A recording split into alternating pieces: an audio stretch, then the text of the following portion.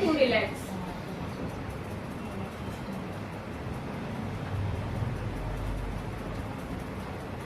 Also known as cardiospasm.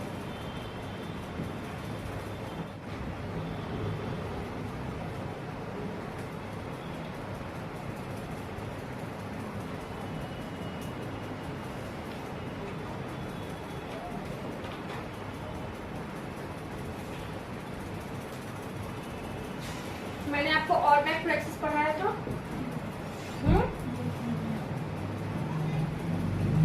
ऑर्बैक plexus में 2 neuron होता है, स्टिमुलेटरी और इनहिबिटरी।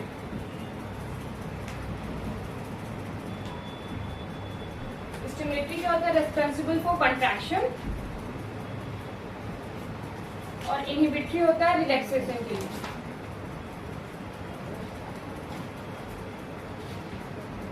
एक्लेजिया कार्डिया में समझाऊं मैं? एक्लेजिया कार्डिया में क्या होता है? जो इनहिबिटरी न्यूरॉन्स है, इसमें लॉस हो जाता है गैंग्लिया का, selective loss of inhibitory ganglion of inhibitory neuron.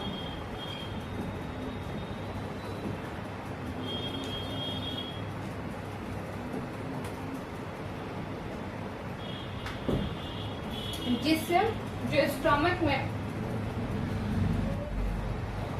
ये जो लोअर स्फिंक्टर मसल्स है, स्फिंक्टर है, लोअर एसोफेजियल स्फिंक्टर,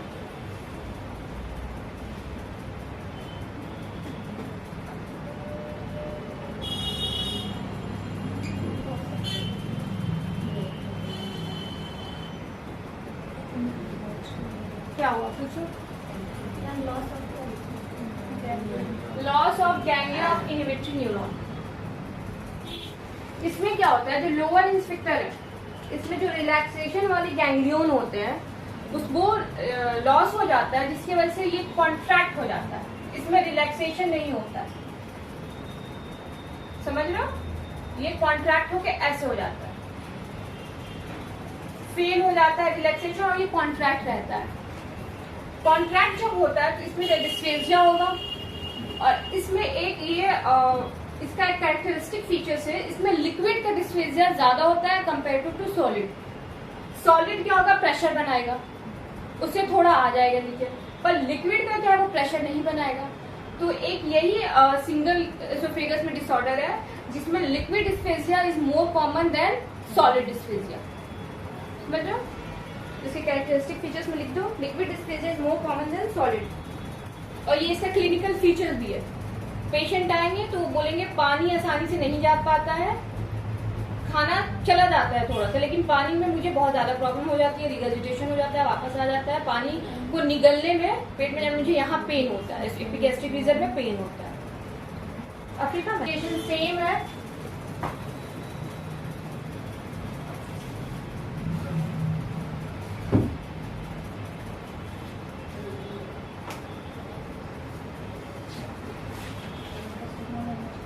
ज़ेगस डायवर्टिकुलम का एस्पायरेट हो जाएगा, रिगर्जिटेशन होगा, निमोनिया होगा, लंग्स एब्सेस होगा।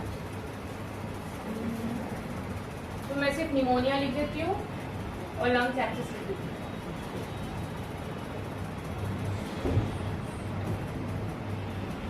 पैथोफिजियोलॉजी के पीछे का पता है ना कैसे होता है? ज़ेगस डायवर्टिकुलम में बताया था मैंने।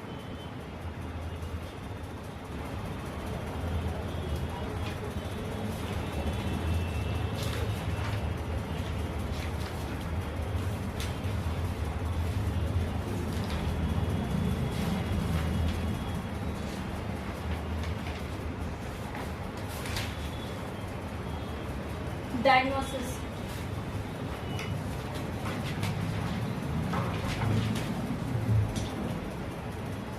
Barium swallow,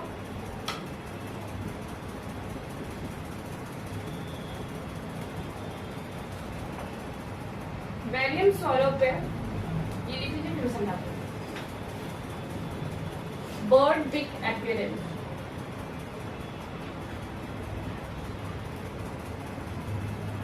या फिर रैट टेल अपीयरेंस।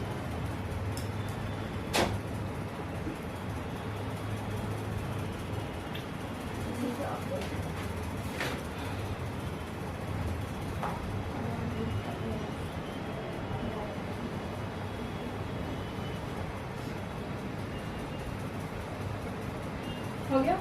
इसमें क्या होता है, जैसे मैंने आपको बताया कि ओसोफेगस में कंस्ट्रिक्शन हो जाता है यहाँ पे, ठीक है। तो जो हम बेरियम सोलर करके इसको देखेंगे तो यहाँ एक पॉइंटेड बना हुआ, यहाँ तो ऊपर में अब ये जो पॉइंटेड है ऊपर डायलेट हुआ होगा ना, तो डायलेट हुआ होगा तो इधर से एक जो ये बर्ड का जो पीक होता है वैसा दिखेगा, या फिर जो टेल का रेड का टेल होता है पॉइंटेड वैसा दिखेगा बेरियम सोलर में। समझ आ गया? बर्ड पीक कुछ ऐसे दिखेगा। देखिए ये बर्ड बीक साइन, जैसे कि ऊपर से नॉर्मल आएगा और फिर उसके बाद से इसमें कुछ क्लियर नहीं देखा, रेड टेल का देख लो, ये दिख रहा है कॉन्ट्रैक्टेड जो रीजन है, कॉन्ट्रैक्ट किया वो बिल्कुल बंद हुआ होगा। तो जब हम बेरियम सोलो करेंगे तो ऊपर से नॉर्मल आ रहा है, नीचे बिल्कुल पॉइंटेड आ रहा है, और ऐसे ही तुम्हारा बर्ड बीक का भी होगा। सेकेंड है इसका मोनोमेट्री। मोनोमेट्री में देखो क्या है, आइडेंटिफाई, जैसे ये कंस्ट्रिक्ट होगा, एयर बबल आने का रीजन तो यही है गैस का, है। जब ये कंस्ट्रिक्ट होगा तो हम जब इसका एक्सरे करेंगे तो कोई एयर बबल तुम्हारे मेडियास्टिनम रीजन में नहीं दिखेगा। समझ लो?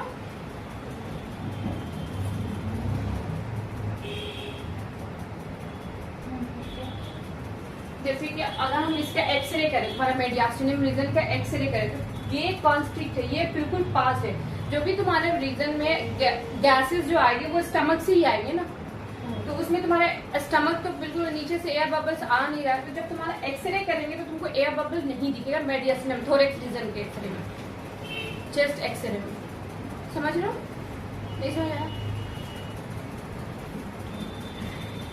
ये रास्ता बंद है, तुम्हारा गैस थोरेक्स रीजन में जाने का रीजन जो रास्ता यही है, और ये रास्ता ही बंद है तो यहाँ से कोई गैस ऊपर नहीं जाएगा। जब हम एक्सरे करते हैं तो एयर बबल्स हमें ब्लैक ब्लैक दिखते हैं, गैस बबल तुम्हारा जो हाँ गैसेस बबल वही एयर बबल। जब तुम्हारा एक्सरे करेंगे हम थोरेक्स का, तो जब ये रास्ता बंद है, यहाँ से कोई गैस ऊपर नहीं जाएगा, तुम्हें नहीं दिखेगा ना ऊपर में गैसेस बबल। तो वही ये एक्सरे में यहाँ लिखा हुआ इसे समझा रहे, absence of gastric air bubble chest x ray में। Treatment, two main methods are forceful dilation of एलियस, या तो हम इसको फोर्सफुल डायलेट करें लोअर स्फिंक्टर को, extra mucosal cardiomyotomy, Heller's myotomy. इसमें क्या करते हैं हम,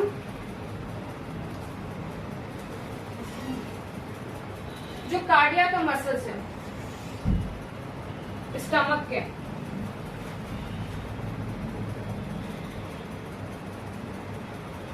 कार्डियोमायोटोमी, जो स्टमक के कार्डिया के मसल्स है उसको काट के इसको फिर से सूजा करते हैं।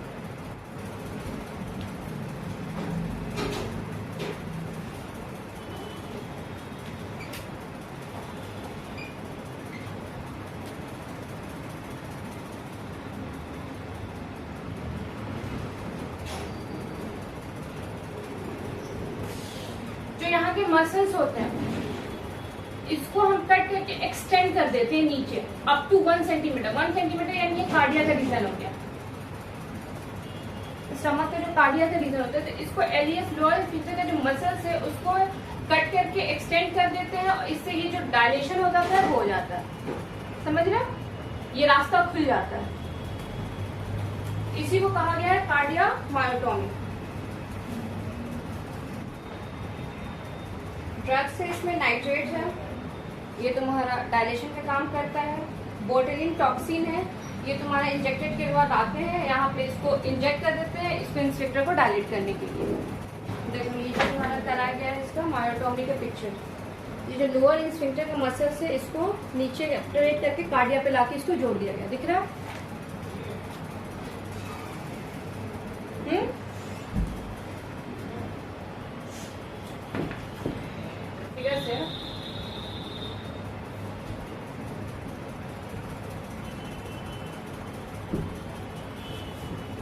अपर 1/3, लोअर 1/3।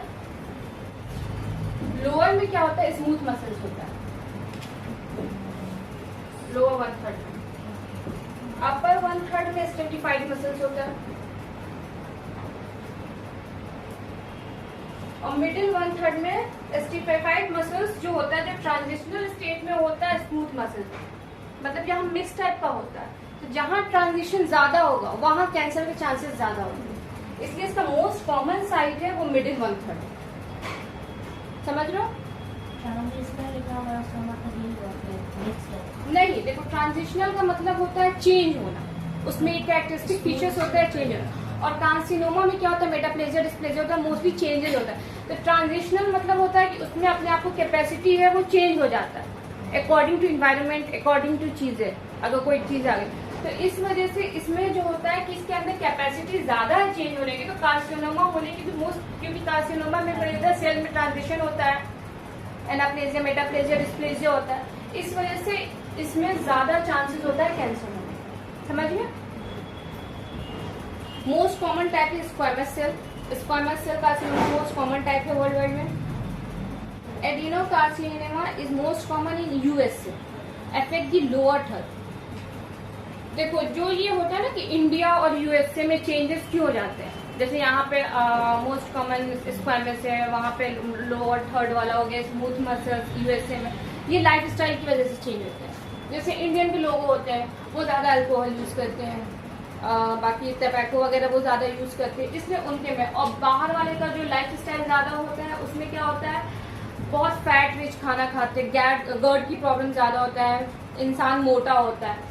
तो इसलिए उन लोगों का होता है कि जो इस गर्ड की वजह से बहुत ज्यादा उन लोगों का जो गर्ड होता है उनका स्मूथ मसल्स जो होता है वो ज्यादा चेंज हो जाता है। इसलिए वहां पे एडिनोकार्सिनोमा, स्मूथ मसल्स में जो कार्सिनोमा होता है उसके एडिनोकार्सिनोमा होने के ज्यादा चांसेस होते हैं। और इंडियन पीपल में स्क्वामस सेल, यहाँ अल्कोहल वगैरह जो होता है वो ज्यादा हो जाता है, तो यहाँ पे जो स्क्वामस सेल की जो टेंडेंसी होती है वो ज्यादा चेंज हो जाती है, इसलिए उसको स्क्वामस सेल कार्सिनोमा होने के चांसेस ज्यादा होते हैं। Usually occur in male between 50 to 70 years. जाहिर सी बात है इसमें इम्यून सिस्टम सबसे कमजोर होता है, ट्रांजिशन का स्टेज सबसे ज्यादा इसमें होता है 50 to 70 ईयर्स ओल्ड एज में, इसलिए मोस्ट कॉमन एज यही है। Earliest and most constant symptom is progressive dysplasia.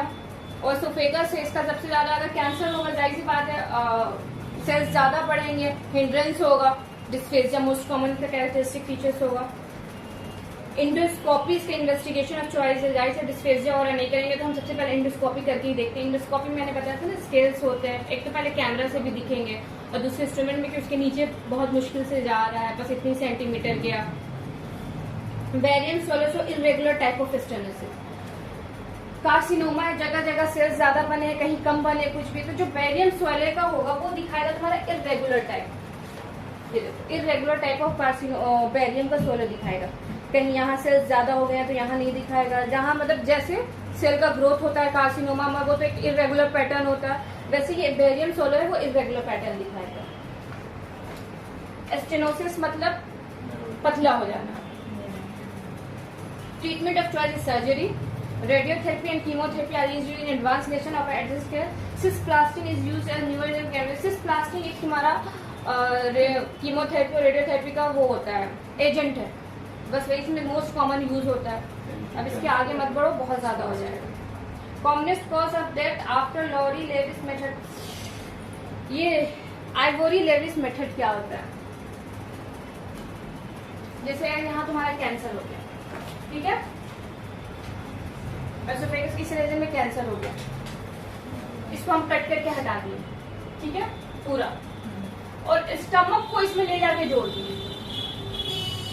जाहिर सी बात है ये रीजन हटेगा, ये और इलोंगेट करेगा, स्टमक जाके मतलब इसको डायरेक्ट स्टमक से इसको हम अटैच कर दिए, जितना कैंसर वाला रीजन है उसको हटा दिया, स्टमक को जाके डायरेक्ट इससे एक एसोफेगस छोटा हो गया, स्टमक तुम्हारा लंबा हो गया।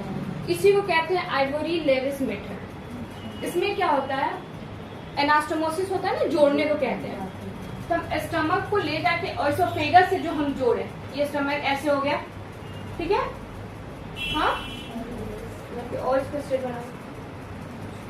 तो इसके एनास्टोमोसिस, स्टमक का रियल शेप तो ये नहीं है, एनास्टोमोसिस होने के बहुत चांसेस है, सॉरी लीकेज होने के बहुत से चांसेस है। जो यहाँ जॉइंट है इसमें से ये लीकेज होने के चांसेस बहुत ज्यादा होते हैं, इसके हट जाने के चांसेस ज्यादा है। तो वही इसमें दिया है oesophagus commonest cause of death after Ivor Lewis method of oesophageal resection of carcinoma anastomotic leakage. जो एनास्टोमोसिस हमने यहाँ किया, यहाँ से लीकेज होने का, अपनी जगह से हट जाने का जो चीजें होती है, उसकी वजह से मोस्ट कॉमन कॉज होता है डेथ का कार्सिनोमा। अगर ये सर्जरी करते हैं आइवरी लेविस, बताया मैंने आइवरी लेविस की सर्जरी क्या होती है, जो ट्यूमर रीजन है काट के स्टमक को ले जाके एसोफेगस से जोड़ देना।